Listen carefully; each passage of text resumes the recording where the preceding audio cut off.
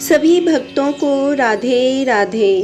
आप पर और आपके परिवार पर हमेशा बांके बिहारी की कृपा बनी रहे। एकादशी व्रत हिंदुओं में सबसे अधिक प्रचलित व्रत माना जाता है। वर्ष में 24 एकादशियां आती हैं, किंतु इन सब एकादशियों में ज्येष्ठ शुक्ल एकादशी सबसे बढ़कर फल देने वाली समझी जाती है, क्योंकि इस एक एकादशी का व्रत रखने से वर्ष भर की एकादशियों के व्रत का फल प्राप्त होता है। निर्जला एकादशी का व्रत अत्यंत संयम साध्य है। इस युग में यह व्रत संपूर्ण सुख भोग और अंत में मोक्ष कहा गया है। कृष्ण पक्ष और शुक्ल पक्ष दोनों पक्षों की एकादशी में अन्न खाना वर्जित है। निर्जला एकादशी व्रत का पौराणिक महत्व और व्याख्यान भी कम रोचक नहीं है। जब सर्वज्ञ वेद व्यास ने पांडवों को चारों पुरुषार्थ धर्म, अर्थ, काम और मोक्ष देने वाली एकादशी व्रत का संकल्प कराया था, तब युधिष्ठिर ने कहा, जनार्दन, ज्येष्ठ मास के शुक्ल पक्ष में जो एकादशी पड़ती है, कृपया उसका वर्णन कीजिए। भगवान श्री कृष्ण ने कहा, हे राजन, इसका वर्णन परम धर्मात्मा सत्यवती नंदन व्यास जी करेंगे, क्योंकि ये संपूर्ण शास्त्रों के तत्वज्ञ और वेद वेदांगों के पारंगत विद्वान हैं। तब वेद व्यास जी कहने लगे, कृष्ण पक्ष और शुक्ल पक्ष दोनों पक्षों की एकादशी में अन्न खाना वर्जित है।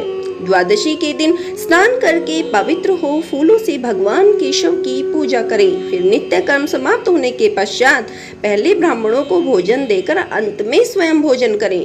यह सुनकर भीमसेन बोले, परम बुद्धिमान पितामह, मेरी उत्तम बात सुनिए।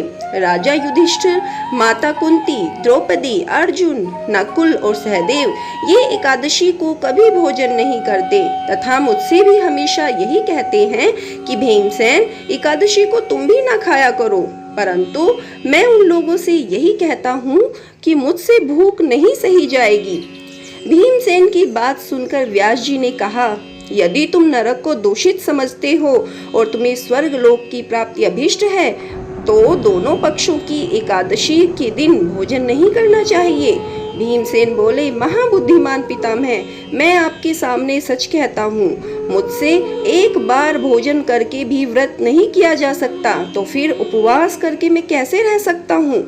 मेरे उदर में व्रत नामक अग्नि सदा प्रज्वलित रहती है, अतः जब मैं बहुत अधिक खाता हूँ तभी यह शांत होती है। इसलिए महामुने, मैं पूरे वर्ष भर में केवल एक ही उपवास कर सकता हूँ, जिससे स्वर्ग की प्राप्ति सुलभ हो तथा जिसके करने से मैं कल्याण का भागी हो सकूं। ऐसा कोई एक व्रत निश्चय करके बताइए, मैं उसका यथोचित रूप से पालन करूंगा। व्यास जी ने कहा, भीम, ज्येष्ठ मास में सूर्य वृष राशि पर हो या मिथुन राशि पर शुक्ल पक्ष में जो एकादशी हो, उसका यत्न पूर्वक निर्जल व्रत करो। केवल कुल्ला या आचमन करने के लिए मुख में जल डाल सकते हो। उसको छोड़कर किसी प्रकार का जल विद्वान पुरुष मुख में न डालें, अन्यथा व्रत भंग हो जाता है। एकादशी को सूर्योदय से लेकर दूसरे दिन के सूर्योदय तक मनुष्य जल का त्याग करें तो यह व्रत संपूर्ण होता है। तदनंतर द्वादशी को प्रभात काल में स्नान करके ब्राह्मणों को विधि पूर्वक जल और सुवर्ण का दान करे।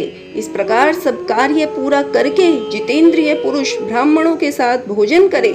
वर्ष भर में जितनी एकादशियां होती हैं, उन सब का फल निर्जला एकादशी के पालन मात्र से मनुष्य प्राप्त कर लेता है।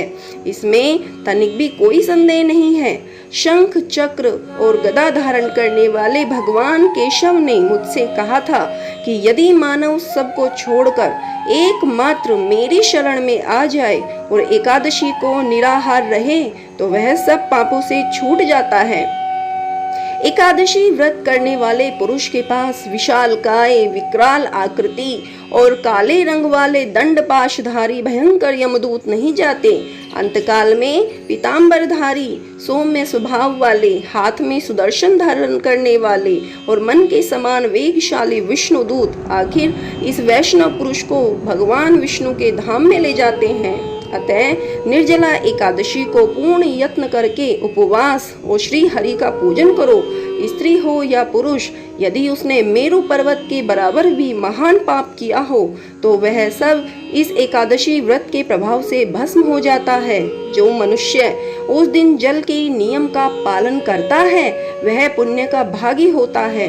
उसे एक एक प्रहर में कोटि कोटि स्वर्ण मुद्रा दान करने का फल प्राप्त होता सुना गया है। मनुष्य निर्जला एकादशी के दिन स्नान, दान, जप, होम आदि जो कुछ भी करता है वह सब अक्षय होता है। यह भगवान श्री कृष्ण का कथन है। निर्जला एकादशी को विधि पूर्वक उत्तम रीति से उपवास करके मानव वैष्णव पद को प्राप्त कर लेता है। जो मनुष्य एकादशी के दिन अन्न खाता है वह पाप का भोजन करता है।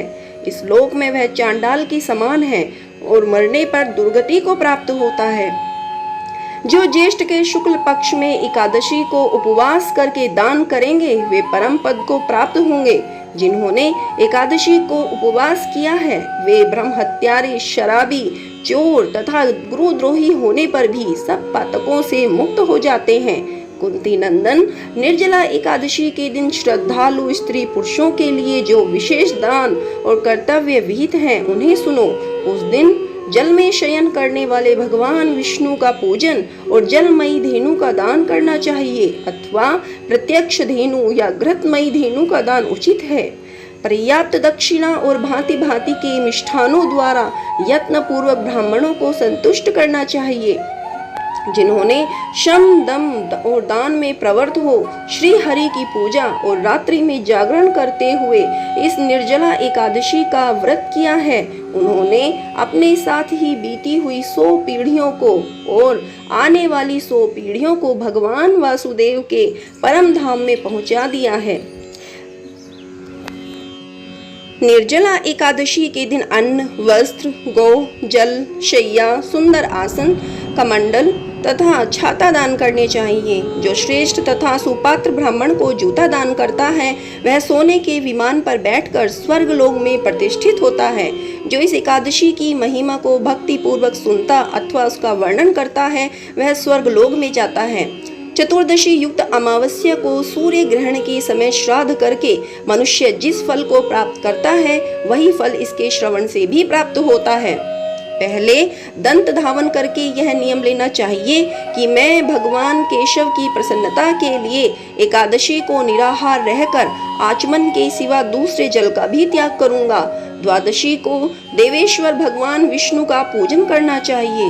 गंध, धूप, पुष्प और सुंदर वस्त्र से विधि पूर्वक पूजन करके जल के घड़े का दान का संकल्प करते हुए यह व्रत करना चाहिए और साथ में इस मंत्र का उच्चारण करें। संसार सागर से तारने वाले हे देव ऋषिकेश, इस जल के घड़े का दान करने से आप मुझे परम गति की प्राप्ति कराइए। भीमसेन, ज्येष्ठ मास में शुक्ल पक्ष की जो शुभ एकादशी होती है उसका निर्जल व्रत करना चाहिए।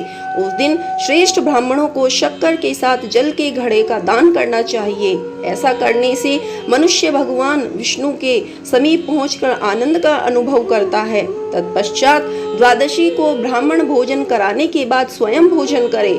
जो इस प्रकार पूर्ण रूप से पाप नाशिनी एकादशी का व्रत करता है वह सब पापों से मुक्त हो आनंदमय पद को प्राप्त होता है। यह सुनकर भीमसेन ने भी इस शुभ एकादशी का व्रत आरंभ कर दिया। तब से यह लोक में पांडव द्वादशी या भीमसेनी एकादशी के नाम से विख्यात हुई। जय श्री कृष्ण।